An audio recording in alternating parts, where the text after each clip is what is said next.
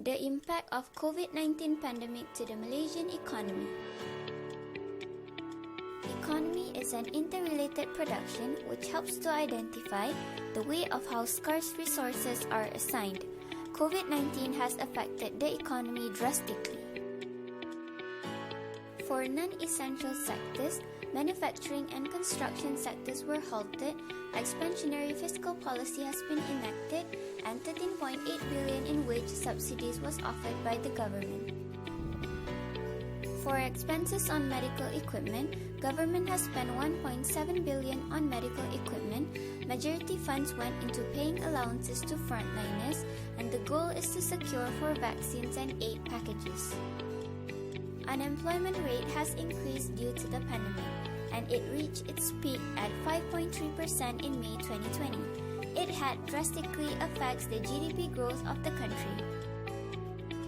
Looking at the private sectors, it is run by individuals and organizations rather than the government, and the pandemic has affected the consumption and investment, decrease in income, and cash flow restraint. For the tourism industry, international tourists aren't allowed to enter the country, and it has been estimated that 3.37 billion will be lost in the tourism sector.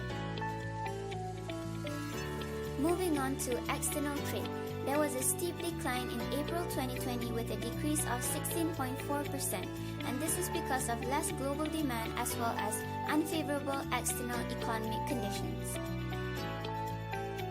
The oil and gas industry contributes 20% of GDP to the economy, and due to the pandemic, the demand for petroleum products decreases as well as oil prices.